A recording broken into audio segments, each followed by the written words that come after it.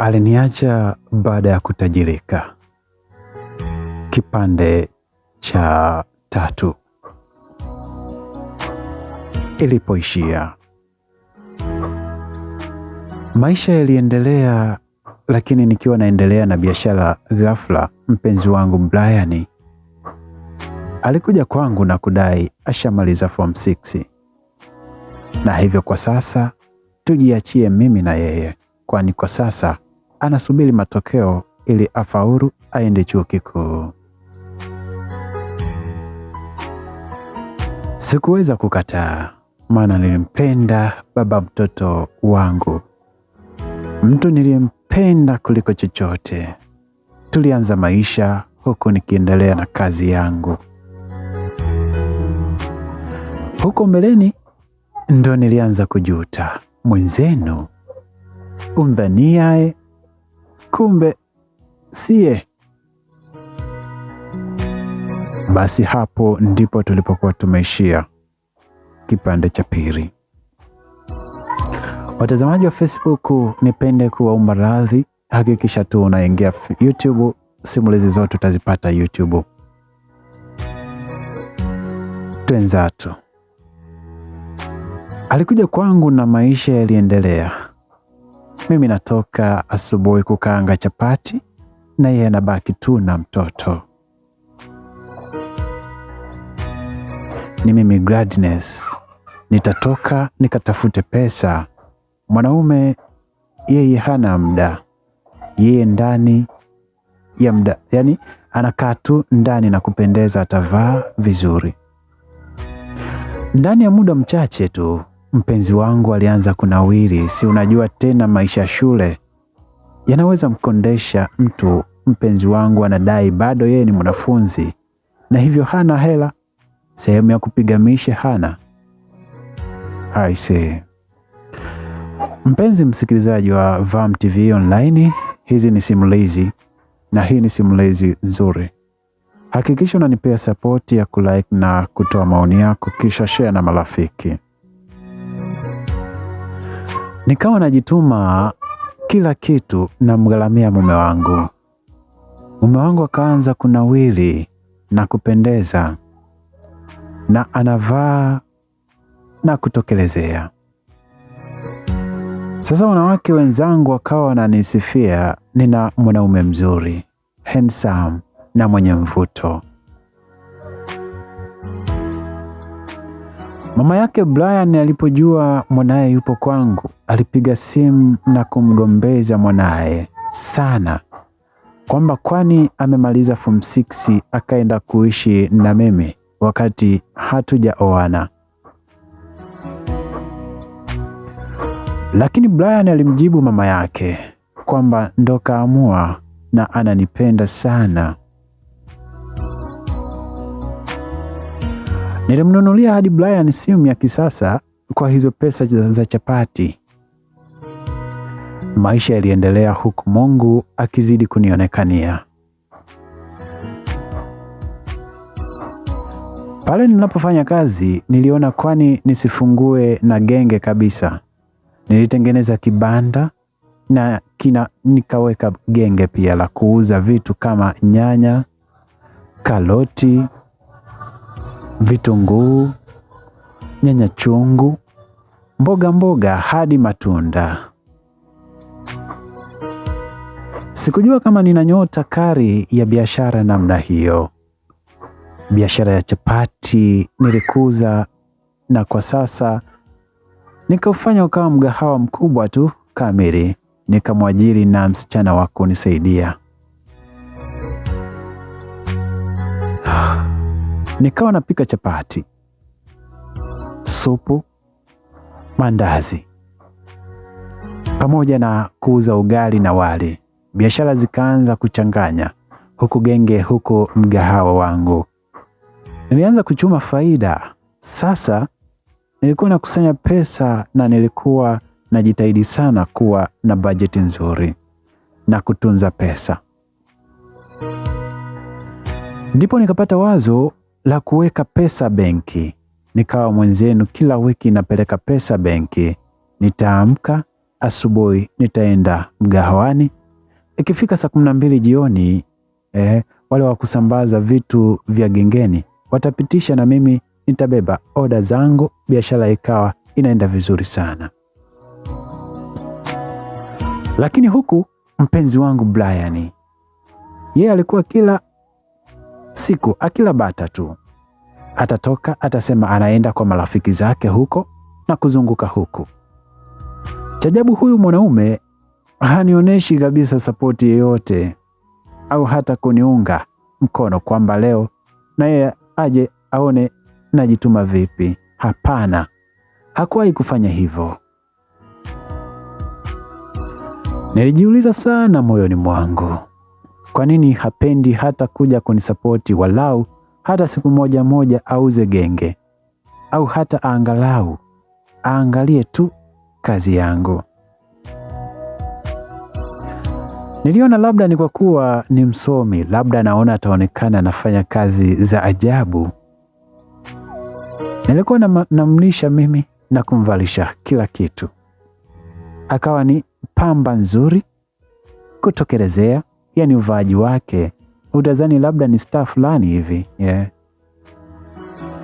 Basi mimi nikawa najisikia vizuri tu kuwa na mwanaume handsome na anayejua kuvaa.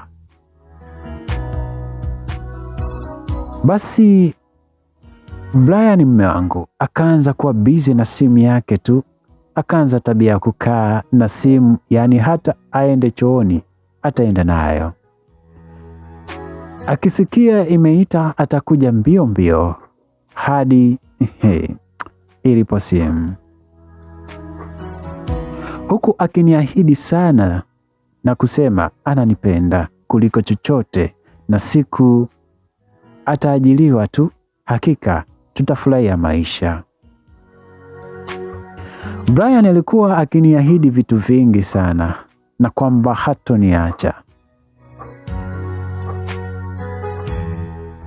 Basi siku hiyo mimi na yule msichana msaidizi kwangu tulimaliza mapema kuuza, maana tulipata wateja wengi, wanafunzi wengi walikuja kufanya utafiti muda fulani hivi katika mtaa ule, na bahati nzuri wote wakaja wakala pale kwenye mgahawa wangu.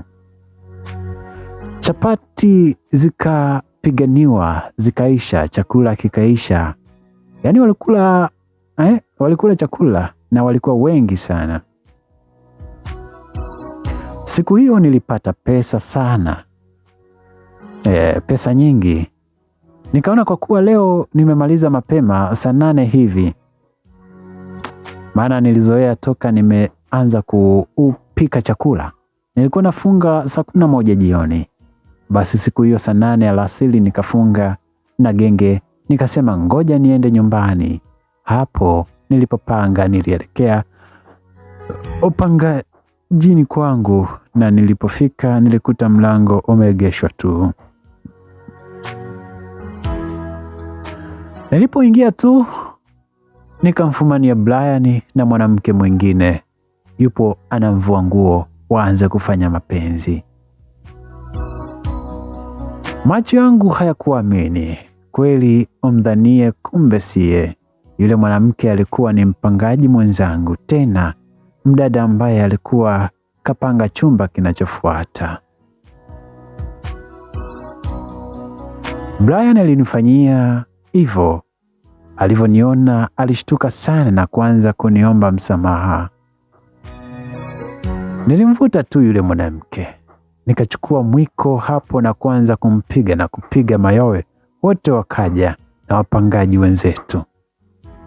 Ilikuwa ni balaa. Brian alikimbia kwa aibu. Yule mwanamke tulimchukua hadi kwa mjumbe.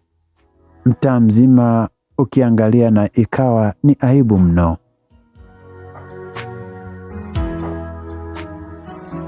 Ndo mtaa ukaamua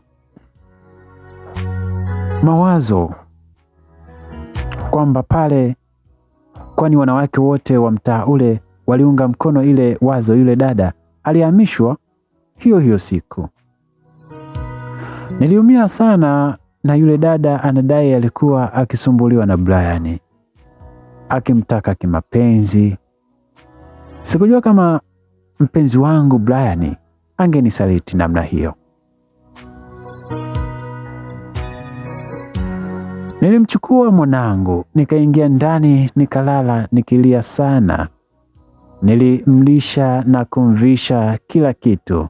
Mimi nilifanya kila kitu kwa huyu Brian.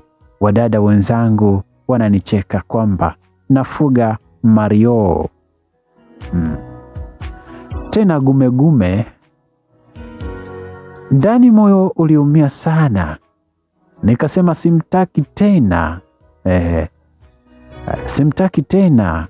Lakini baada ya siku 3 alituma marafiki zake wa kiume 2 kuniomba msamaha. Alidai ananipenda sana na ni pepo ambaye alimpitia tu. Wanaume haki, sina hamu na nyie kabisa. Sijasema msiwe na hamu na mimi Kingvam, basi inshallah muwe na hamu tu na mimi kusikiliza simulizi. Mungu ajalie. Niliwaambia waondoke, sitaki kuwasikiliza. Siku iliyofuata mwanaume anagonga mlango. Kufungua nakuta ni yeye. Nafungua mlango, nataka kumfokea na kumfukuza. Brian ananiomba msamaha na ananiomba nimsikilize japo dakika 5 tu. Akaanza kwa kueleza kuniomba msamaha, anapiga hadi magoti akiniahidi atabadilika. Ananipa simu yake kwamba amebadilika. Anachukua laini za simu zake anazivunja mbele yangu. Anaomba kwa dhati turudiane na tuendeleze penzi letu. Kama kawaida mwanamke huyu Gladness anasema, "Nijikuta na lainika mwenzenu." Nikamsamehe. Akaonyesha nia ya kubadilika. Maisha yakaendelea. Ikapita wiki moja, matokeo yametoka. Kafaulu mtihani wa form 6. Huyo kapangiwa chuo kikuu cha Dar es Salaam UDSM. Tulifurahi sana mimi na yeye, tukaanza maisha. Akanipa ahadi kemkem kwamba akimaliza tu atapata kazi na kwamba tutafurahi. Maisha ananiahidi ahadi kibao. Basi bwana mwanaume akawa kajaribu na kuomba mkopo wa elimu ya juu ili asomeshwe na serikali. Huku mimi Gladness wa watu nahangaika kufungua duka kubwa la bidhaa, maana nilishakusanya milioni 5 yangu ya shida. Na nilikuwa na vikundi vya vikoba vingi sana, hadi vya mzunguko wa kuchangishana pesa, mchezo pesa hatari. Ili kumtoa mtu leo, utamtoa mtu milioni, raundi nyingine utatolewa wewe. Haya maisha yakawa yanaenda. Yani nilikuwa najituma, watu wakawa wananiuliza kwamba huwa sichoki kufanya kazi, maana nilikuwa na hasira ya hela. Acheni tu.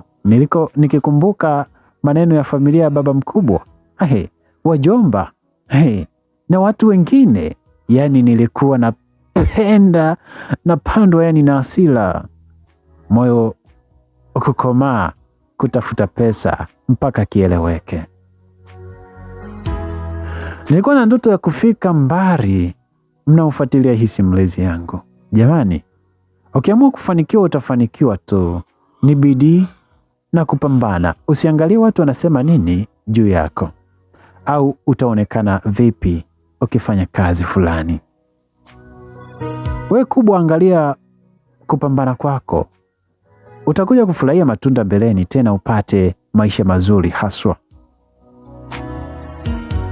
Swala lake la kuomba mkopo likatoka baada ya mwezi, akapewa mkopo wa 20% tu. Hapo ina maana lazima ajilipie ada kwa 80%. Na hapo ndo aliumia. Akaniambia, mpenzi wangu Gladi, Huu mkopo wa kusoma hautoshi chochote. Nilitakiwa nipewe walau 100% au 95%. Lakini kwa sasa wamenipa 20% tu. 20% kwa kwangu haitoshi chochote. Itabidi tu niachane tu kusoma, nipambane kwanza mtaani. Kama mwaka hivi nikitafuta hela, zeni mwakani niombe tena mkopo na niwe nimeshatafuta hela, hata wakinipa kidogo au kuninyima, nijisomeshe mwenyewe tu. Hivyo naahirisha mwaka. Alisema Brian kinyonge sana na kuongeza kuongeza maneno ya kimapenzi, akimsifia. Mpenzi wangu, mke wangu Grady, usihofu mume wako, nitapambana tu. Nitapambana kiume na tutaishi vizuri tu. Mpenzi, mimi na wewe na mtoto wetu, siku moja ambayo tutakuwa na nyumba na gari yetu, tutaishi vizuri, aliniambia Brian huku akinipapasa mgongoni, nikiwa nimesikitika kuhusu yeye na ishu ya mkopo. Nilikaa nikawaza, nikamwambia mpenzi wangu Brian kwamba usijari my love, hakuna kuahirisha mwaka. Kwa uwezo wa Mungu unaenda kuanza mwaka, ada tutalipa wenyewe. Hii michakato ya duka isimame kwanza, hakuna cha kuahirisha mwaka. Hapa unaingia chuo kama kawaida, ada nitalipia, tutapambana hadi umalize ili utimize ndoto zetu za kuwa na maisha mazuri. Hapo tayari nilikuwa nimeamua kumsomesha mpenzi wangu, mume wangu, hadi amalize. Brian alifurahi sana na kunikumbatia hadi machozi yakimtoka na mabusu tele, huku akiniambia ananipenda sana. Kizungu yani, I love you, you're my everything, alitamka huku akinikumbatia. Haya bwana, yani akinihug kwa mabusu, yani kumbato, I think. Siku zikaenda, mwanaume akaingia mwaka wa kwanza chuo na ada nalipa mimi. Kwao wanamwangalia tu mtoto wao, wanasema hali ni mbaya, watatuma pesa ya kujikimu siku moja tu. Mimi nitalipa ada na kumnunulia kila kitu mwanaume huyu. Akaingia first year, mwaka wa kwanza chuoni. Hapo mambo ndo yalianza. Hakuna rangi ambayo sikuiona mwenzenu. I say, natamani uendelee kusikiliza hii simulizi. Wacha nikwambie tu, usiache kulike. Ni rangi gani alikuwa anaiona Gladness? Twende nalo. La, I say,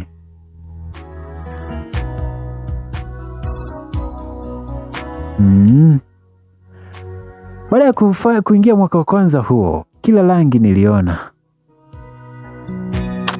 Mara nakuja nyumbani na hususan weekend, na alitaka kukaa hostel, akawa kapanga chumba maeneo ya Ubungo.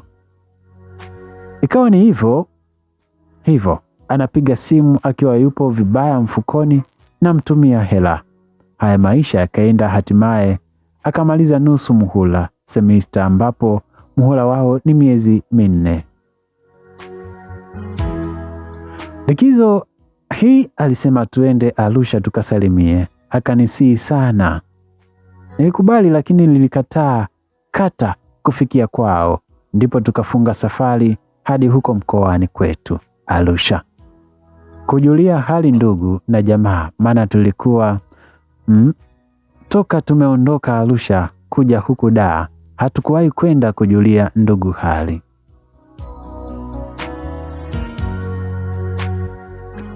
Kufika Toba tulipokelewa hatari. Watu walinishangaa sana, maana nilikuwa nimebadilika kimaisha pia. Nashukuru Mungu, yule mama yake Brian cha ajabu alinipokea vizuri tu. Nilipokelewa vyema tu, nikaona sawa tu, lakini nilimwambia yule mama kwamba sitolala kwake.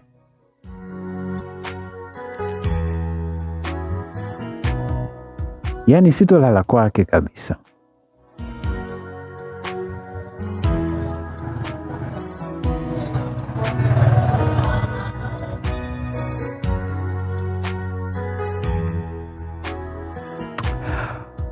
Basi nitaenda kwa bibi yangu.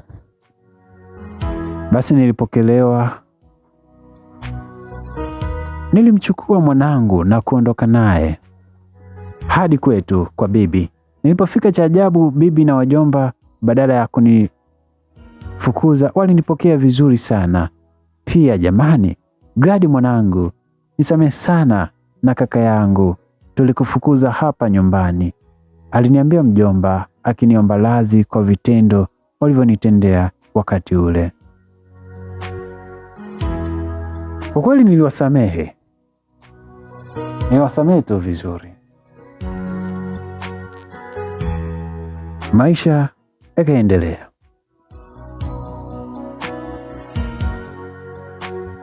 Moyoni nilijua fika kwamba wananipenda sasa hivi kwa kuwa nimefanikiwa kimaisha. Angalau nilikaa nyumbani kwa siku 2, yaani siku 2-3 hivi.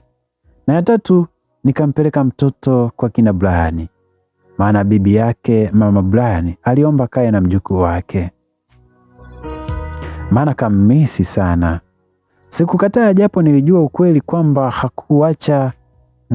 hakuna cha maana alichowahi kunisaidia toka nimejifungua na kumlea yule mtoto, zaidi ya vipigo, mateso na kunizushia uongo.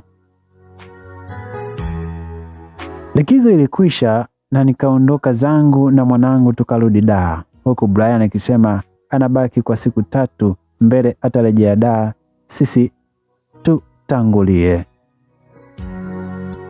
Niliondoka na kurejea Dar kuendelea na maisha, huku mwanaume naye akirejea baada ya siku kadhaa. Alirudi akaendelea na chuo hadi akamaliza mwaka wa kwanza. Maisha yaliendelea huku na mimi nikiwa nimeendelea na kumiliki duka langu kubwa tu, ijapo nilikuwa namlipia ada. Basi ndugu zangu, mwaka wa pili alianza kubadilika sana. Alianza kuwa ni msiri na mambo yake. Alikuwa anasoma huku akifanya mishe ndogo ndogo akipata pesa, lakini hakuwahi kununua hata sukari robo. Aseme mpenzi wangu, na mimi nimenunua kitu hiki. Nilijiuliza sana, ni mwanaume wa aina gani huyu? Yaani hivi kweli una mpenzi wako, tuseme ni mkeo tu, mmezaa na mtoto, hujawahi kununua hata sukari au hata kutoa hera hata ya chokoleti hata chochote nyumbani? Unakuja unakuta vimepikwa, unakula tu na unalala. Unamwona mtoto ana afya na tabasamu tele, hata roho haikuumi. Ndivyo hiyo siku nikaamua kumtolea uvivu. Nikamuuliza kistaarabu tu, mume wangu Brian, ni kwamba una mishe zako ndogo ndogo nje ya masomo, lakini hujawahi kunitolea hata zawadi, mimi mkeo au hata mtoto wetu. Hivi kuwa tu mvumilivu mama, yani hizi hela yani zinaishiaga tu kujikimu tu. Life ni gumu sana. Ugumu gani huo? Hata mwanao wa kumzaa unashindwa kumnunulia hata ebo. Nilimuuliza, nikamshangaa sana. Baada ya kuongea nayo, ndipo Jumamosi moja akaja na mfuko akafungasha zawadi. Kucheki kaleta mafuta, mchere na nguo za mtoto. Nikavipokea, maisha yakaendelea. Hiyo wiki niligundua ukaribu wake na simu usio wa kawaida. Aliitwa na jamaa mmoja mpangaji aliyekuwa anakusanya hela ya umeme. Si unajua umeme wa kuchangia nyumba za kupanga? Akajisahau, akamfuata nje, maana aliitwa ghafla, akasahau simu. Ndipo ikaingia SMS na mimi nilipekua, nilikuta SMS za mwanamke mwingine na inaonekana kabisa kwamba jana yake alitoka kwa mwanamke mwingine. Ndo akaja nyumbani na hivyo vitu nilikuwa napekua, maana hata yeye huwa anapekua yangu, akidai ana wivu sana na mimi sikuwahi kumsaliti hata kuwaza kufanya hivyo. Nilimuuliza aliporudi, nilimuuliza kwani ananichiti. Alishangaa nilivyomuuliza hilo swali, akadai hawezi kunisaliti. Huwezi kunisaliti, hizi SMS ni za nani? Na inaonekana mmetoka kufanya kitu na huyu mwanamke. Niambie, huyu ni nani? Unanivuruga akili, nilimwambia kwa hasira sana. Akajibu, hapana Gladi wangu, huyu ni mwanamke alitaka kunitega tu, lakini sikusaliti mami. Aliniambia Brian. Nakwambia Brian, usinichezee wewe. Wewe mwanaume, don't play with me. Niambie ukweli, la sivyo bora tuachane.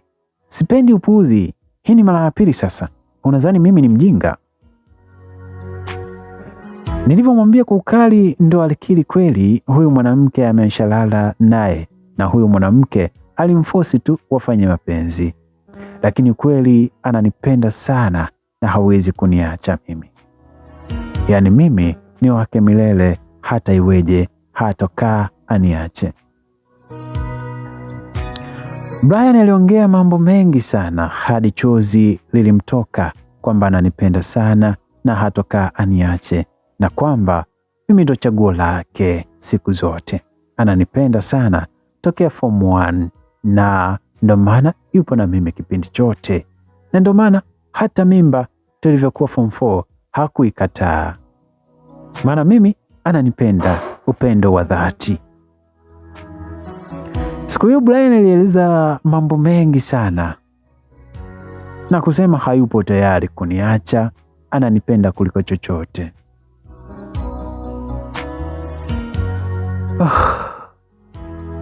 Alivuta pumzi Gladness na kusema, kama unanipenda kuliko chochote, kwa nini unatoka na wasichana wengine? Kwa nini unaigiza mbele yangu? Na kusomesha mimi, kila kitu unakipata hapa kwangu, na unakula bure na kulala bure. Hujui kodi, hujui umeme. Unakujaga hapa, unakuta mtoto na tabasamu, afya tele. Kazi yako ni kumkumbatia tu na kusema wow mwanangu, lakini hujui anakulaga nini wala anakunywa nini. Yaani mume wangu, ubadilike. Kuanzia leo na kuomba tafadhali, kama kuna kitu sikutimizi kimapenzi, uniambie kuliko kutoka nje. Magonjwa mengi pia. Naumia sana. Yaani naumia sana kupata wivu. Niliongea kwa lugha ya msisitizo huku nikimtizama kwa umakini sana. Maisha yaliendelea huku sasa. Baada ya kumwambia aachane na huyo msichana, si ndo yule mwanamke akapata namba yangu, akaanza kunitumia SMS za matusi. Wembwa, mwanaume hachungwi. SMS ziliendelea kuingia kila siku. Ndipo nikampigia Brian simu na kumwarifu kwa nini huyo mwanamke ananitukana. Yaani ananitukana kwenye simu. Brian alidai amekwisha achana na huyo mwanamke na akasema atampa kipigo na onyo kali.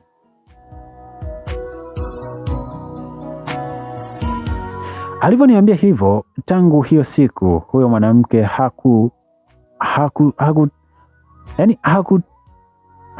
hakukutana tena. Yaani hakutuma tena. Hatimaye akaingia mwaka wa mwisho, nikamlipia ada yote ili amalize bila kikwazo. Kulipa ada kwa awamu kama wengine, nilimaliza kulipa ada yote. Na akanishukuru sana, alianza kuwa busy sana nikimpigia au kutuma SMS.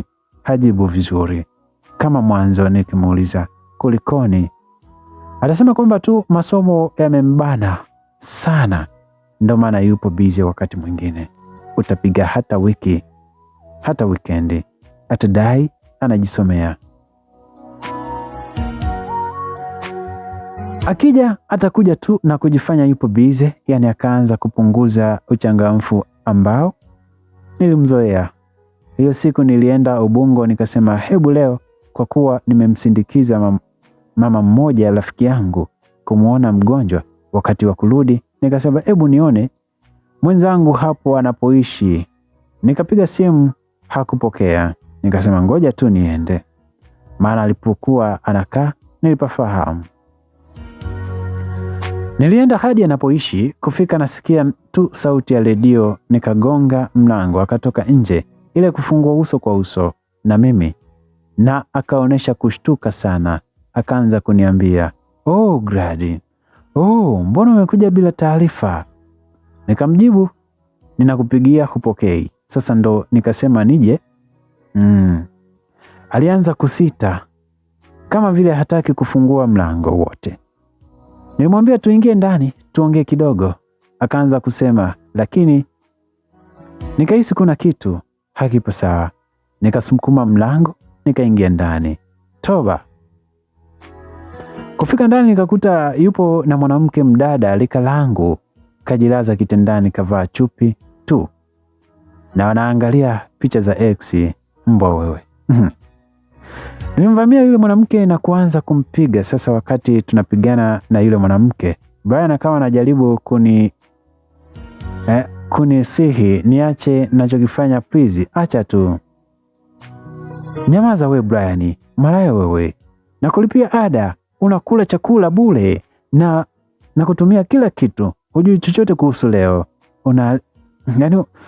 Unaalika vimalaya tu humu ndani. Mbwa wewe. Nimwambia Brian huku nikiendelea kumpiga yule mwanamke. Huyu Brian alidanganya. Akaniambia hana mpenzi wala mtoto. Yule mwanamke alijitetea. Niliamua kumwacha yule mdada na kubaki na Brian pale, ambapo wapangaji walianza kujaa na kushangaa.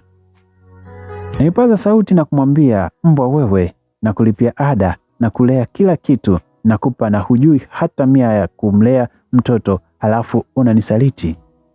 Nakuja kutembea na kuhonga visichana kwa pesa zangu. I say. Nachoma na moto wa mkaa nikichoma chapati.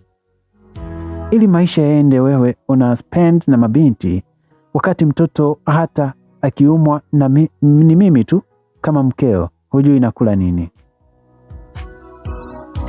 Nishikana naye kwa nguvu, mwisho nikamwachia. Nikaanza kuharibu vitu. Nilivunja simu, nikapasua vyombo vyote mbele yake, nikavuruga chumba na kila kitu nilichomnunulea.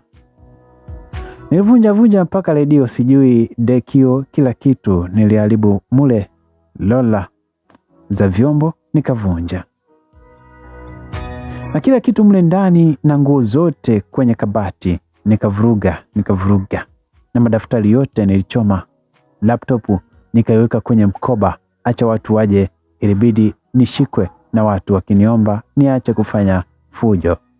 Baada ya kuvunja kila kitu, nilitoka mbio, nikaacha mtaa pale ukiwa umejaa huyo. Nikasimamisha bajaji mpaka barabarani, nikapanda daladala, nikasepa, nikamwachia hasara. Nikaondoka na laptopu. Niliondoka nina hasira sana. Ungeniona wakati nasimamisha bajaji, ungejua kabisa huyu sio mzima walahi, maana sio kwa fujo. Zile kilichofuata baada ya lile tukio ndicho haswa ambacho sitosahau. Haya ni maisha Gladness, binti mwenye kujituma, binti asiyechoka katika kazi yake, lakini aliingiza ujinga wa kumsomesha mwanaume. Mwanaume naye ni mjinga, anafadhiliwa hafadhiliki. Basi nikusii tukutane panapo majali wa kipande cha 3 cha 4 katika simulizi Aliniacha Baada ya Kutajirika. Ilitokeaje baada ya hapo kuishia kwamba amevuruga kila kitu ndani na akakimbia baada ya watu kujaa kusema aache kufanya fujo. Akaondoka na laptop huku akiwa amevunja simu, amevunja kila kitu pale ndani. Nini kitafuata? Hii ni Vam TV Online. Mimi ni Mr. King Vam. Ilikuwa nami sauti ya King Vam. Asante.